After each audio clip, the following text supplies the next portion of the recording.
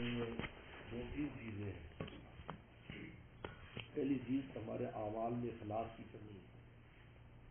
ہم اللہ کی رضا کے لیے کام نہیں کرتے. اگر ہر کام اللہ کی رضا کے لیے کریں تو ہمیں کسی کے مدح اور ذم کی پرواہ نہیں رہے گی. جو آپ کو آپ کی تعریف کرے, آپ کا شکریہ ادا کرے, یہ اس سے اوپر چلا جائے گا. آپ نے جس کے لیے کیا وہ مولا خوش ہے, بس آپ کا کام تو ہوگی. قرآن کا انذر تم علم تنذرہم لا یؤمنون.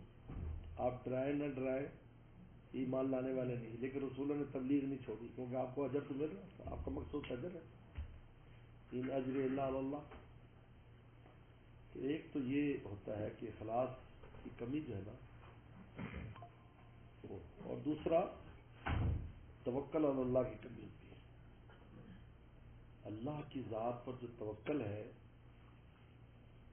اس کی کمی کی وجہ سے بہت سے معاملات ہمارے خراب ہیں. اور توکل دراصل اللہ تعالیٰ کی ذات سے حسن ظن ہے. اور اللہ فرماتے ہیں کہ انا عند العبد ظنی بھی, میں بندے کے لیے ویسے ہوتا ہوں جو وہ گمان کرتا ہے. توکل میں اللہ میں بس آپ ہی کے اوپر, میں اب آپ ہی کرنے کے والے, آپ نے حسن ظن قائم کر لی تو کام کیسے نہیں ہوگا آپ کا. تو فرماتے ہیں انا عند العبد ظنی بھی, بندے کے لیے ویسے ہوں جیسے کہ وہ گمان رکھتا ہے. اور تیسری چیز رضا بالقضاء. رضا بالقضاء میں کمی ہے.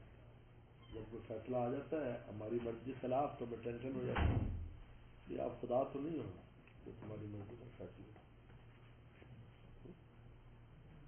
ایک آدمی کہا جی اسے کہ خدا نہ بننا, یعنی میں اپنی مرضی کے فیصلے کرانے, یہ کیسے ہو سکتا. دنیا میں تو مرضی ہے ہی نہیں, یہاں تو لگا بننا ہے. الامر قد قدر, امر مقدر ہو چکا ہے, جو کچھ ہے وہی ہوگا.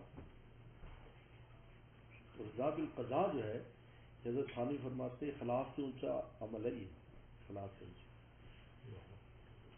اور اس سے, اور حضرت نے جی بات فرمائی, فرمایا کہ اس سے انسان کو چین سکون ہو جاتا ہے فوراً رضا بالقضاء پر. لیکن ساتھ یہ بھی فرمایا کہ تم نے سکون کے لیے رضا بالقضاء اختیار نہیں کرنا, اللہ کا حکم سمجھ کے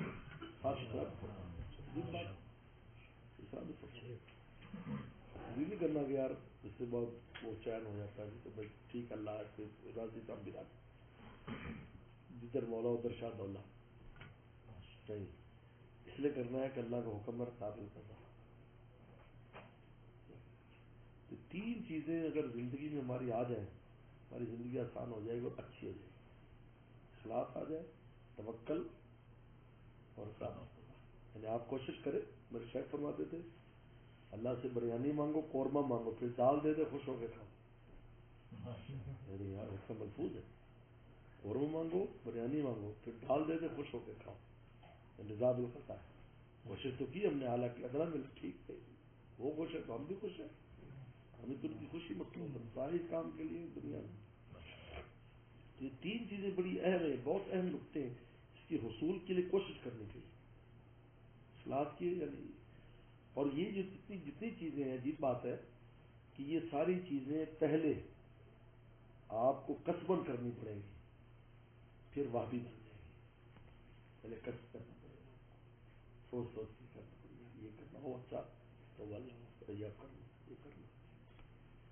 پھر ایک وقت آئے گا کہ بس آپ وابی چیز ہوگی. حضرت ثانی فرماتے نا, میرے دل میں آواز ہے اشرف علی یہ کر لے, اشرف علی یہ نہ کر. میں اس کا کام بن جاتا ہوں, جسے سنتا ہے آگ بن جاتا. لیکن پہلے کسبی ہوگا, یہ تقرب الیہ بالنوافل, نفل تو کسبی ہے نا, تو اس کے نتیجے میں وہاں بھی مل جاتا ہے. پھر ان کی وہ گزارے نہیں آئے گی نہیں, بس دل میں آگے کرو, یہ نہیں کرو, یہ کرو, یہ نہیں کرو. تینوں چیزیں ابتدا توکل بھی سوچتے ہیں, اللہ کی ذات پر توکل کرتے ہیں, سوچے تھوڑا مراقبہ کرے, غفلت میں شاید نہیں, اللہ آپ ہی کرنے والے, میں کہاں جاؤں, آپ ہی میں کرنا ہے. پھر آہستہ آہستہ فوراً ہی صحابہ قالوا حسبنا اللہ نے, صحابہ نے ایک لمن لگایا, اللہ کافی, ایک لمن لگایا اور قالوا حسبنا اللہ. رضا بالقضاء کوشش کرو, پھر نہ ہو یہ نہ کہو اگر مگر نہ کرو. فرماتے تھے کہ مرضی جسے تیری پیش نظر ہے، مرضی جسے تیری پیش، اس کی زبان پہ نہ اگر ہے نہ مگر ہے،